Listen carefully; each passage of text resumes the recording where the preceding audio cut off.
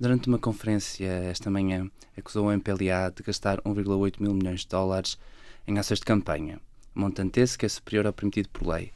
Porquê que só agora fará essa denúncia e o que é que espera com isso? Bom, eu não acusei o MPLA.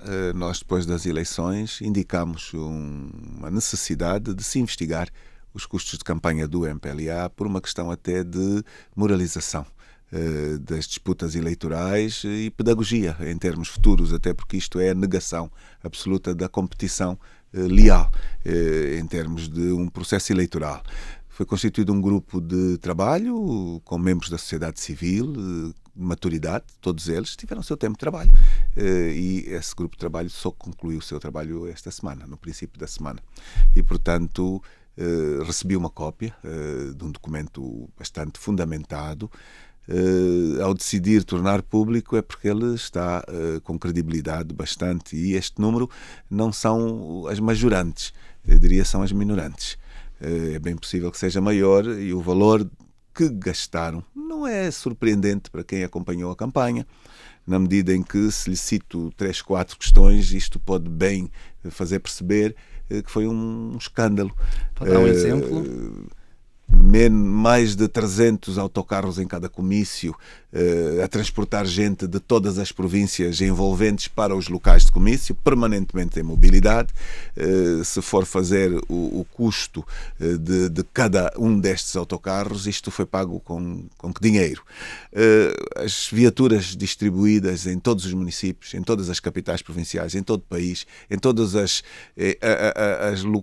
áreas de interesse de compra de personalidade, isto circunscreve milhares e milhares de viaturas que estão todas por um custo extremamente elevado. Mas o material de propaganda que inundou o país de norte a sul, que começou muito antes do tempo da campanha, o uso e abuso dos tempos de antena, das televisões, das rádios, da imprensa, que tem custos. Os segundos pagam-se, os minutos pagam-se. Mas o que é que vai fazer com este estudo agora? Vai apresentar... Vou pedir que me seja dado, partilhado, todos os elementos sustentáveis desta investigação. E eu penso que isto interessa a todos os angolanos, e muito em particular as instituições que têm como responsabilidade fiscalizar os atos, fiscalizar a constitucionalidade dos atos, a competitividade dentro de um ambiente democrático. Vai entregar, e, portanto, então, a que órgão? Seguramente nós podemos solicitar a intervenção da Procuradoria da República, podemos solicitar as comissões de especialidade da Assembleia Nacional, mas não é só no plano interno que estes estudos podem ter o seu efeito. Nós temos o Banco Mundial a dar verbas a Angola que foram utilizadas para a compra de voto, no programa Quenda, por exemplo, que não pode ser deixado de lado. Quando um país que tem fome, que tem desemprego, que pede dinheiro a toda hora fora, mas que se dá ao luxo de gastar na campanha de um partido verbas bilionárias como esta, também é uma chamada de atenção à necessidade da moralização dos relacionamentos entre países e este tipo de procedimentos de âmbito absolutamente criminoso. É por isso que hoje falava no Banco Mundial. Há uma grande quantidade de eventuais espaços de intervenção e, portanto, tudo é consequente. Nada foi aqui dito por intencionalidade antecipada. E, portanto, aqui são estes aspectos, a necessidade da moralização, que vamos fazer diferente. Falou aí do Banco Mundial. Sim, sim. Na conferência, na sua intervenção esta manhã, dizia que o Banco Mundial e outras organizações eram coniventes com o regime de João Lourenço. Estava-se a referir a estes gastos? Também, sem e dúvida. Mais? Quando estas instituições entregam dinheiro a um país que depois as transfere para usos de âmbito partidário, tem representantes que não fiscalizam em profundidade, e o uso destes fundos foram excessivamente públicos, em que quem os recebeu, muito em particular no ambiente rural, foi obrigado a subscrever cartão partidário, foi voto endereçado. Portanto, estas questões devem merecer, de facto, mudança de procedimentos, e a nós compete-nos a chamada de atenção, não num âmbito de busca de protagonismo, mas num âmbito de, efetivamente, intervir para uma moralização dos procedimentos, até porque, neste caso concreto, é um programa dedicado a tirar do espaço de extrema pobreza famílias angolanas. Mas não há provas de que foi o dinheiro do Banco Mundial que foi utilizado na campanha? Há números claros das famílias a quem foram direcionados estes fundos, e há provas claras de que elas foram partidarizadas. Portanto, há 1000 vozes que podem vir dar voz de que, para receber, tive que assinar. Portanto, são questões que em Angola ninguém desconhece, que elas foram dessa forma. Mas vai fazer alguma coisa junto do Banco Mundial? Felizmente para nós, estas questões não são assunto de conhecimento exclusivo de um partido político. Há organizações da sociedade de grande credibilidade, as próprias igrejas, que têm um profundo conhecimento destas matérias e partilham reflexões com regularidade que apontam para o mesmo tipo de objetivo da nossa intervenção. Mas deixe-me insistir, vai fazer alguma coisa com este estudo junto do Banco Mundial? É natural que, tido estes estudos, nós possamos e devamos mesmo partilhá-los com as instituições que acompanham os passos de Angola. E se eu parto da sua pergunta para o dia de hoje foi rico, porque nos trouxe à conferência uma série de presenças africanas, com alguns ilustres membros de grande responsabilidade institucional, de diversos países, mas também coexistimos com instituições europeias, americanas, e foi uma boa oportunidade de refletir verdadeiramente os desafios do continente africano, o quanto práticas de regimes autoritários põem em causa destino de povos, países ricos que não direcionam ao benefício das suas populações as suas riquezas, e então, em direção a estas instituições mundiais, foi bem visível o quanto estas iniciativas, como as que questiona, são absolutamente necessárias, de partilha, e aquilo que nós temos são dossiês com fundamentação que nos podem ajudar. Agora... Não foi só estas organizações, o Adalberto também apelou a que o Parlamento português não fechasse os olhos a estes atos inconstitucionais. É normal. Do que é que fala e o que pode fazer o Parlamento?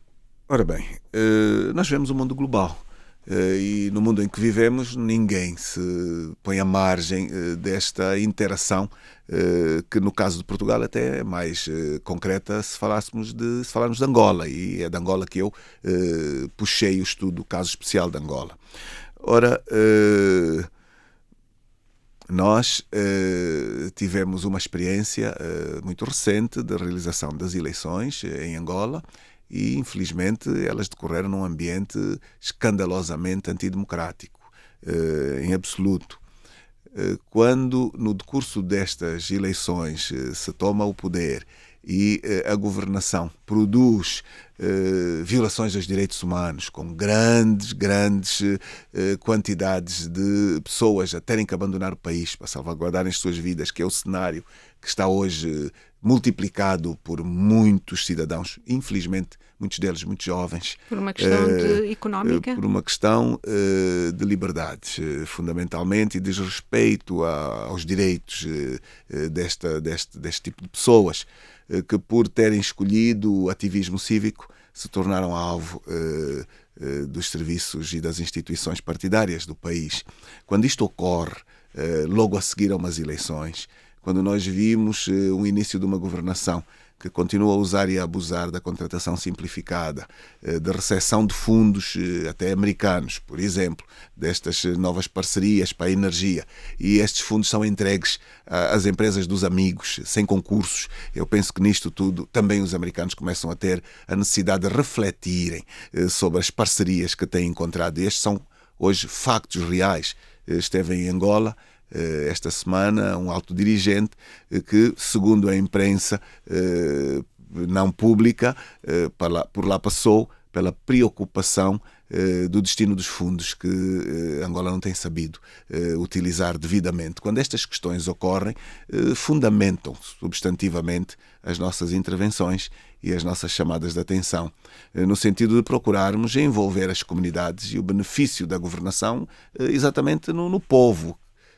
Só a boa governação, quando o povo em causa tira daí benefícios, quando não os tira, temos todas as razões para apelar a uma mudança dos comportamentos. Mas o que é que o Estado português poderia fazer? Pegando ali na pergunta do meu colega. E aqui vai a grande questão. Neste mundo global, me parece que os direitos são universais. A democracia é um conceito também universal. O Estado de Direito também o é. E, inclusive, os relacionamentos de âmbito histórico.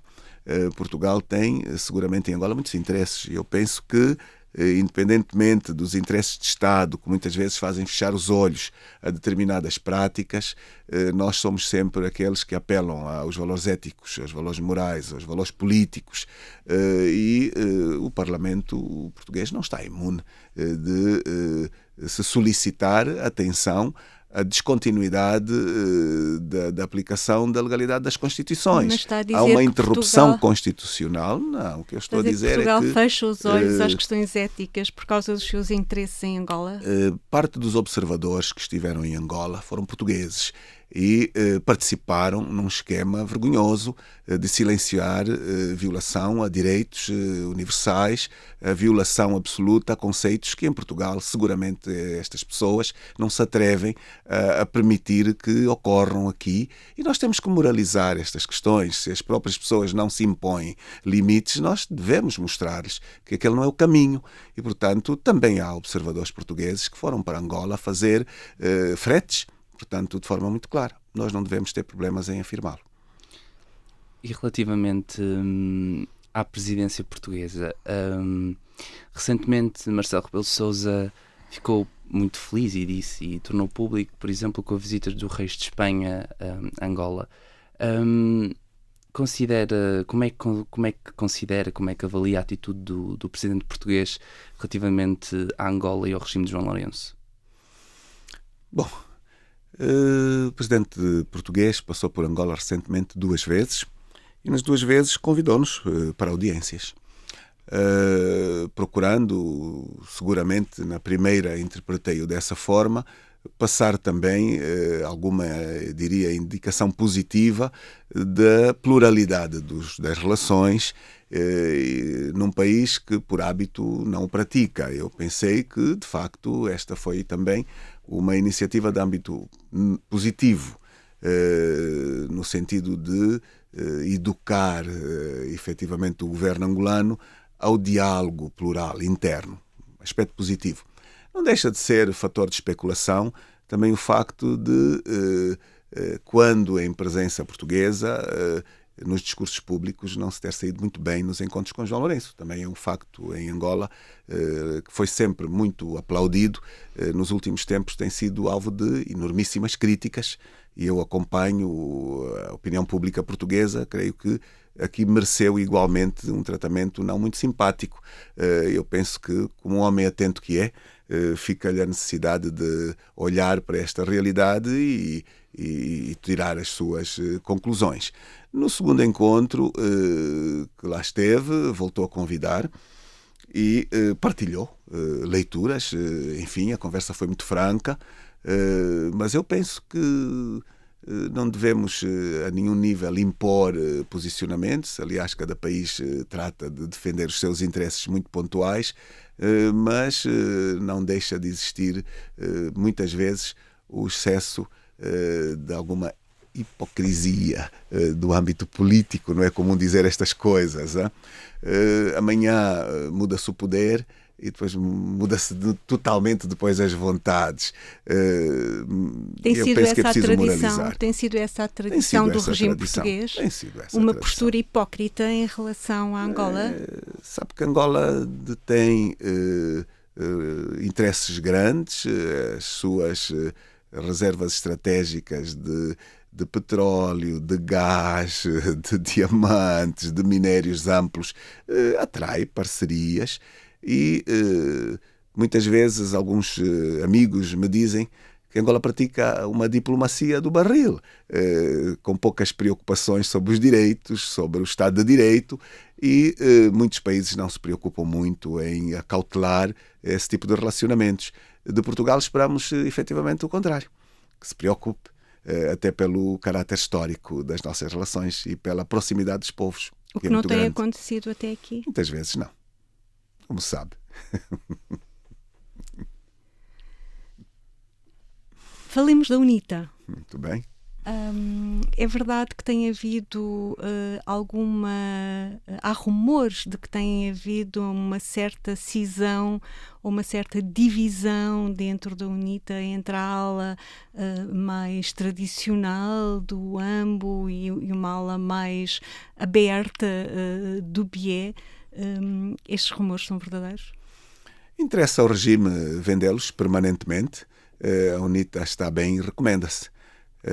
Nós fomos obrigados a repetir um congresso e se essas divisões fossem efetivas tinha aparecido candidato alternativo a disputar a liderança, não apareceu. E não apareceu porquê?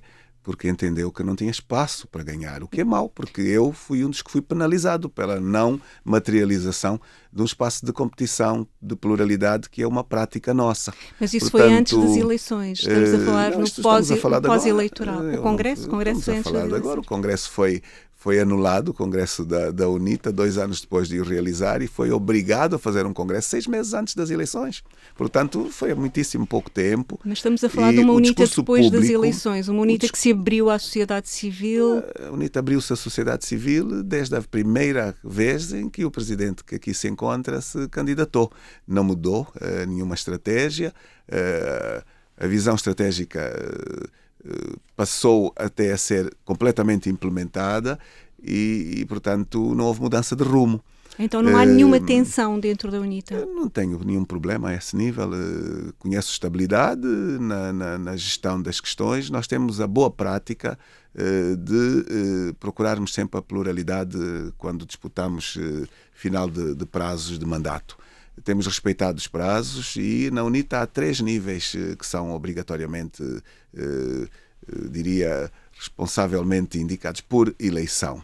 Não indicação, mas por eleição, supridos por eleição. É a liderança do partido, é a liderança da juventude e é também a liderança das mulheres. Mas a liderança da juventude esteve agora envolta em polémica, não? Não sei em quê. Não sei em que tipo de polémica.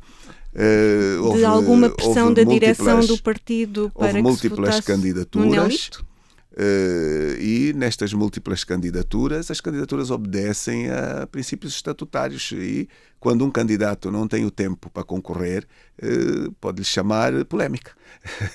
Se uma comissão de mandatos tem um candidato que o estatuto diz que tem que ter 10 anos mas ele só tem 8, a interpretação pode ser polémico. Para nós pode significar respeito aos conteúdos internos, aos documentos estatutários. Neste caso há 2 candidatos, não é? A corrida continua, os candidatos estão em campanha. 2? São 2. Os candidatos que não supriram as condições foi por razões absolutamente estatutárias, não conseguem provar o contrário. Houve fundamentalmente 2 questões que eliminaram candidaturas. A primeira foi a da obrigatoriedade de terem 10 anos de militância, não tinham alguns, e a segunda tem muito a ver com as idades dos candidatos. A Jura diz que é membro da Jura um jovem dos 18 aos 35, e houve uma série de candidatos que tinham 40 anos, e portanto... Se isto traz polémica, eu vejo que isto traz respeito aos estatutos. É verdade que só os jovens que residem em Luanda é que se podem candidatar e votar? São as especulações que se dizem a toda hora e que depois levam a que se faça notícias de questões infundadas. Por isso é que eu estou aqui a colocar a questão. Não, mas o que eu lhe digo é que, de facto, este género de questões não tem nenhum cabimento na medida em que os estatutos, nem de perto nem de longe, alguma vez citaram tal circunstância. Qualquer membro, independentemente de onde ele viva, desde que os princípios estatutários o permitam, e se lhe vou enumerar em termos agora muito rapidamente, pode-se candidatar qualquer membro da Jura que tenha a idade dentro dos limites, que tenha até 10 anos, que tenha os elementos de disciplina sem mácula e portanto... Estas condições são condições que podem ser partilhadas por muita gente. Nós temos uma preocupação, se lhe vou dizer aqui, a preocupação de rejuvenescer as lideranças. E o presidente da UNITA, no último encontro da direção da Jura, do seu Comitê Nacional, em novembro, teve a oportunidade de partilhar com os jovens a adequação daquilo que são definição de juventude no plano internacional às nossas próprias realidades. Se for os estatutos da juventude ou a definição de jovem nas Nações Unidas, as Nações Unidas consideram jovem aquele que tem de 15 a 25 anos. Na Jura considera-se um jovem dos 18 aos 35, portanto veja aqui já há uma grande diferença. A África também não acompanha em pleno aquilo que se passa em termos universais. Depois, houver muita acumulação de liderança de jovens com idades já fora deste prazo, retarda aquilo que é a transição da juventude para, diria assim, o ciclo seguinte, que é da liderança do partido. Nós gostaríamos de ver essas questões que foram consequência da guerra, do fim da guerra, agilizadas, melhoradas, e, portanto, nada mais do que isso, nenhuma interferência, uma visão de podermos ter, no fim deste congresso, um líder não apenas para a juventude da UNITA, mas para a juventude de Angola. Esta escolha de Nelito Ekwikwi, que para mim foi o grande vencedor em Luanda? Não houve escolha alguma de Nelito Ekwikwi. O Nelito Ekwikwi entendeu candidatar-se e entendeu apresentar um pedido de suspensão da sua função de secretário provincial. Portanto, foi uma opção individual. Agora, a escolha vai fazê-la a juventude no Congresso. E pode ser que não escolham o Ekwikwi. E se escolherem, será uma boa aposta para recuperar um pouco da credibilidade da UNITA junto à camada jovem, porque a camada jovem de Luanda apostou forte na UNITA, acreditou na UNITA e depois ficou um pouco desiludida quando, apesar de dizer que tinha perdido que tinha ganho as eleições, que tinha vencido as eleições, tomou posse na Assembleia Nacional. Houve ali uma certa decepção, não é? Já falámos uma vez sobre isto. A presença de Nelito poderá recuperar esta massa juvenil para a UNITA, na Jura? Eu recebi a semana passada os dois candidatos que estão a disputar a liderança da Jura, recebi os dois em simultâneo e tive esta semana, antes de partir para esta conferência, uma reunião do Comitê Permanente onde convidei os dois a assistirem. Então eu vou continuar a falar dos dois, sem exprimir nenhuma opção exclusiva para um ou para o outro, porque ambos foram considerados candidatos à altura de disputar a eleição e eu não quero, em circunstância alguma, trazer vantagens. Sobre as eleições que nós tivemos um bom resultado em Luanda, como tivemos um bom resultado em algumas outras províncias, e este resultado foi fruto de uma pluralidade de circunstâncias. E, portanto, eu gostaria, tal como disse aqui, de ver sair do Congresso uma juventude ou uma liderança potenciada para dentro e para fora. Até porque esta é uma absoluta necessidade que a UNITA tem de poder fortalecer as condições da efetiva realização da alternância do poder político nas próximas eleições. Está a fazer faz um ano da guerra na Ucrânia. Como é que avalia a resposta angolana a este conflito? Uma grande confusão do governo. Se lhe vou fazer aqui um bocado de uma revisita a posicionamentos. A guerra começou em fevereiro de 2022. Em março de 2022, o grupo parlamentar da UNITA propôs na Assembleia Nacional em Angola uma resolução que criticava a Rússia pela invasão e a bancada parlamentar do MPLA votou contra esta resolução. Portanto, numa posição muito clara de contrariedade absoluta àquilo que foi o posicionamento da maioria dos países ocidentais. Para, em outubro, ter feito uma cambalhota e inverter em 180 graus o posicionamento feito no início do ano. Portanto, este é o posicionamento do governo angolano, que continua com algumas dificuldades de conseguir explicar, porque a percepção que se tem é que não está a conseguir, junto dos seus tradicionais aliados, também justificar este seu posicionamento. Está a falar da Rússia e da China? Portanto, estou a falar da Rússia, da China. A China é um parceiro recente, até talvez um parceiro antigo no âmbito da UNITA. A China não é um parceiro estratégico de Angola há muitos anos, portanto, como deve saber. Nem sequer a visita recente do chefe da diplomacia chinesa prova isso? Da diplomacia chinesa ou da diplomacia russa? Os dois. Da diplomacia russa, fundamentalmente, que, segundo aquilo que é um modo de fazer informação em Angola, que é o mujimbo, para quem conhece Angola, a imprensa pública pouco informa, infelizmente. As televisões, diria, nada informam. São absolutamente comandadas pelo poder político e estão absolutamente fechadas à pluralidade da comunicação, o que é mau. E, portanto, é aquela imprensa que hoje é sustentada fundamentalmente por algumas iniciativas que se encontram na internet, que trazem alguma, diria, dinâmica plural na informação, mas com raras exceções acabam por antecipar toda a boa informação. Estas dizem que houve um puxão de orelhas, diria assim, da diplomacia russa aos seus parceiros e com exigências de clarificação sobre posicionamentos. E este é um debate interno que não deve ser muito fácil, porque aquilo que se ouve muito dizer é que as hierarquias que foram todas formadas num lado, a técnica que é toda de um lado, não estão a reagir muito bem a estes posicionamentos, que alguns estão a ser explicados como um mero oportunismo político. Alguns até são ditos que foi a única forma de conseguirem a continuidade da governação através de um fechar de olhos de uma potência para que tal ocorresse. Bom, tal como disse, é o jornalismo do mujimbo, mas que quase sempre acerta. O tempo acaba por trazer a confirmação dessas tendências. Recentemente, o jornalismo do mujimbo trazia a exposição da Presidente do Tribunal de Contas e a verdade é que acabou de se demitir. Traz a especulação da demissão do PGR. Ainda não foi formalizada. Vamos ver o que é que vai acontecer amanhã. Amanhã, no plano temporal, pode não ser amanhã imediato, um amanhã futuro. Portanto, sobre esta questão, o governo de Angola não tem tido uma posição muito coerente, muito continuada. E as relações entre Rússia e Angola? Bom, não devo ser eu a expressá-las, porque não sou embaixador de Angola. Sim, mas como é que as avalia?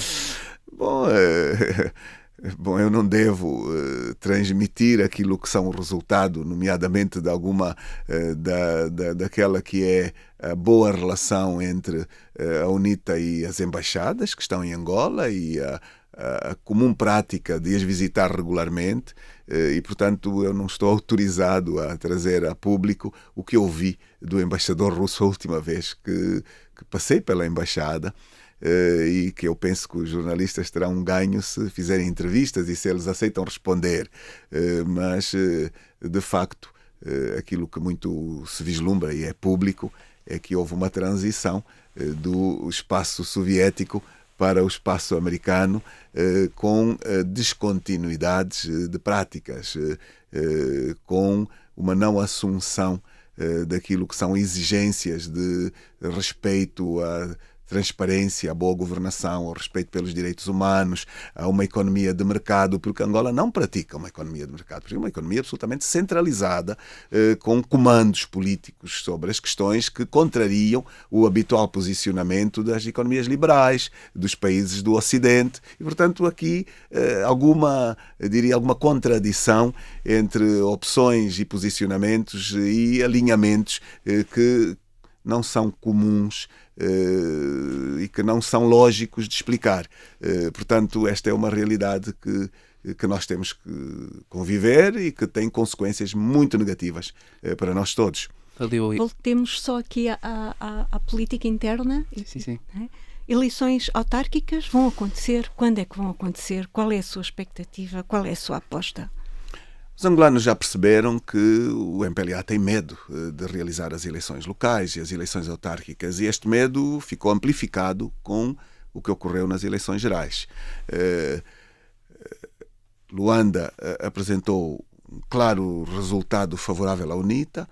Benguela Lubito, são grandes cidades, Soio, Banza Congo, Cabinda e uma série de municípios estratégicos pelo país fora. Quando claramente este é um indicador objetivo, se faz deste modo, aqui vem a explicação da nova estratégia da divisão político-administrativa que o governo angolano está a anunciar e que é um absurdo completo. Nós temos hoje 164 municípios no país.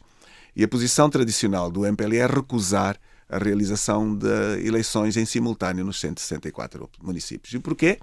Porque diz que os municípios devem ter autonomia do financiamento das suas instituições. Ora, o que é que ele quer dizer com isto? Ele quer dizer que quando um município faz eleições, elas só devem ocorrer quando tiver uma base industrial, uma base de cidadãos que têm contribuições fiscais suficientes para fazer funcionar a administração desses municípios. Ora, isto é uma completa parvoíce, desculpe dizer-lhe assim também. Mas se não são capazes de materializar eleições em 164, como é que serão capazes de fazê-lo naquilo que eles estão a propor hoje, de aumentar os municípios para 581? Que é exatamente a incrível, não sei de onde vem esta ideia, mas que sustentada e apoiada pela Presidência da República de Angola e que a querem levar à Assembleia com novas províncias e, portanto, quadriplicar quase os municípios do país. Acha que isso é uma tática isto é para indiscutivelmente. Não se 160 não se pode, 580, como é que será? Isto é um claríssimo indicador que o MPLA não está à altura dos desafios. O MPLA não está à altura de corresponder às expectativas que os angolanos mais têm. Não há algo que mais se pretende em Angola senão a transformação do poder absolutamente vertical que hoje existe e a transferência de uma parte dos poderes para o cidadão, que é torná-lo horizontal. Portanto, o cidadão continua a pressionar. Há movimentos sociais que estão muito fortes, de exigência da realização das autarquias, que vão aprofundar-se, não tenho dúvidas.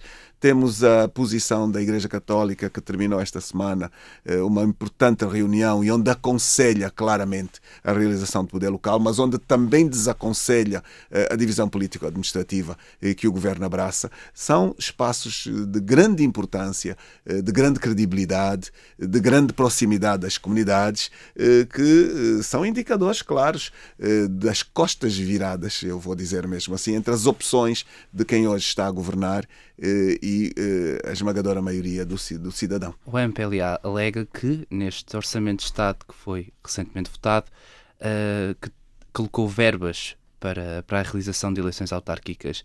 E como é que vê isso? Como é que... Bem...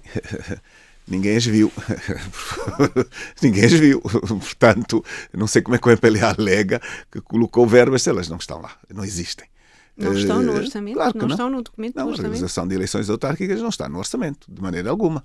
E por não estar, e se por acaso acompanharam de perto o debate do Orçamento Geral do Estado, as declarações políticas que ela envolveu, o debate final, se houve assunto claro de que o governo foi profundamente criticado e o MPLA, exatamente a inexistência de planificação das autarquias locais. Exatamente o contrário do que está a afirmar. Qual é a grande aposta da UNITA neste momento? Nós, terminado o diferendo eleitoral, o presidente da UNITA, com todo o espaço de exposição que isso conferiu, foi ao Palácio. E foi ao Palácio por uma só razão. Foi ao Palácio para entender o que é que seria possível construir-se em comum para o futuro, no interesse da realização de Angola e dos angolanos e da realização das promessas que ambos fizemos durante a campanha eleitoral. E infelizmente não encontramos praticamente nenhuma disponibilidade, nenhuma resposta concreta e nós não temos sobre isto nenhuma dúvida. Nós pensamos que é perfeitamente possível governar e acordar sobre elementos de interesse comum quando está em causa o interesse nacional. E para a UNITA a realização de poder local é absolutamente incontornável, fator propiciador de estabilidade, fator propiciador de desenvolvimento, fator propiciador de melhoria de governação, de proximidade, de combate à corrupção, porque diminui as distâncias entre o governante e o governado. E, portanto, o poder local é, sem dúvida, um um instrumento fundamental aos desafios que Angola tem hoje, ao combate da pobreza também. Também nós temos prioridades partilhadas, nós temos dramas completos ligados à extrema pobreza no país e a necessidade absoluta de termos programas de empoderamento das populações, em particular aquelas do ambiente rural e das periferias urbanas, que vivem um drama sem limites. Não se vislumbra nada que possa efetivamente alterar este quadro. Nós continuamos a ver um desperdício de verbas absolutas. Eu dou-lhe só um pequenino exemplo aqui. O orçamento surgiu para este ano com cerca de 50% de dívida pública a conter, o serviço de dívida ainda com cerca de 50% da disponibilidade do orçamento. E dessa dívida, uma parte substantiva vem para pagar a dívida interna. E que dívida interna é esta? São bancos internos que financiam o Estado e que recebem de forma escandalosa em relação àquilo que emprestam. Onde os juros são verdadeiramente escandalosos e que é uma via indireta de financiar a corrupção e os governantes, através do facto de serem os proprietários destes espaços, destes bancos, negociando em causa própria. Portanto, isto é um escândalo absoluto, com penalização, porque na realidade depois quem paga é o cidadão. E aqui está uma continuidade de que é do incentivo à corrupção. Portanto, não mudou nada. O Presidente da República, desde que assumiu agora de novo o poder, continua a transferir para 4 empresas, 5, aquilo que são contratação sem concursos públicos, com verbas elevadíssimas. E, portanto, isto nos dá claramente a indicação de quem incentiva a corrupção.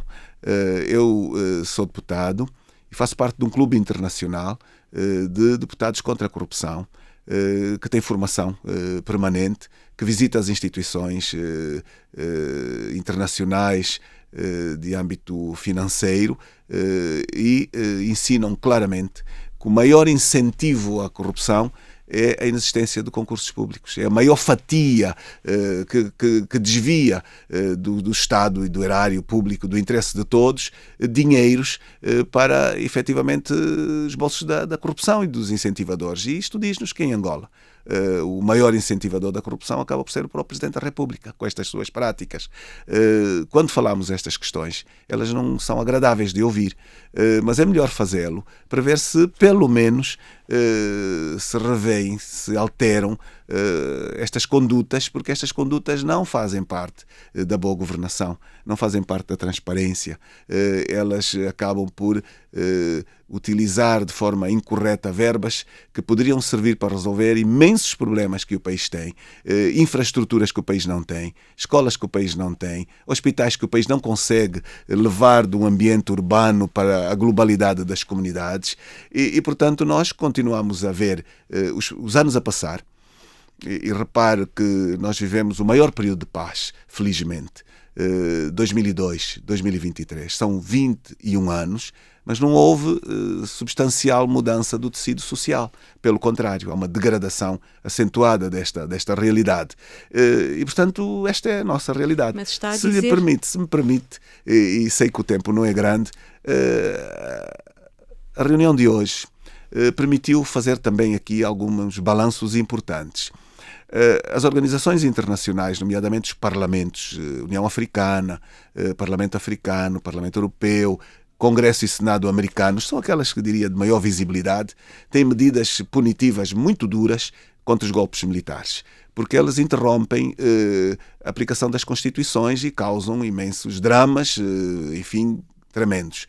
Não há nenhuma diferença nas causas entre estes golpes militares e os golpes institucionais.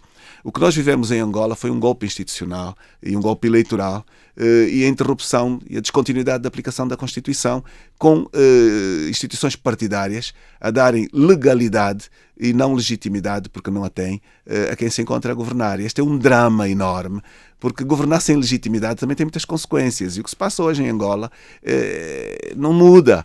E eu sei que muitas vezes me apontam por falar disto, Mas hoje, de forma generalizada, dentro e fora do país, olha-se para o governo de Angola e todos sabem que não tem legitimidade para governar.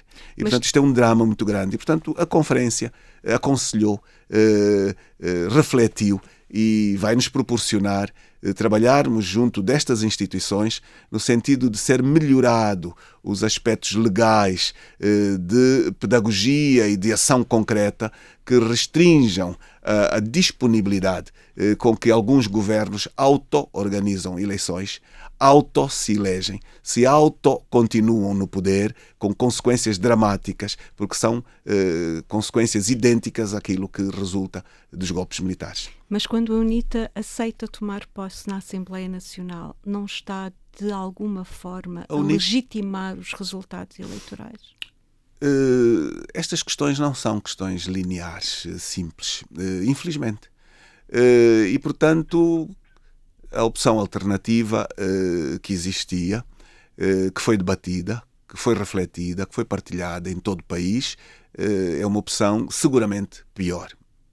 E, portanto, nós temos que trabalhar melhor para o futuro. Qual era? E temos um ciclo de 5 anos onde não tínhamos tido tanto tempo, pelo menos a liderança de que sou responsável tinha tido 2 anos interrompidos, inclusive por um congresso anulado, e nós sabemos muito bem o diagnóstico daquilo que fizemos como experiência para chegarmos aqui, e temos que procurar contornar as dificuldades que encontramos e fazer melhor em termos de futuro.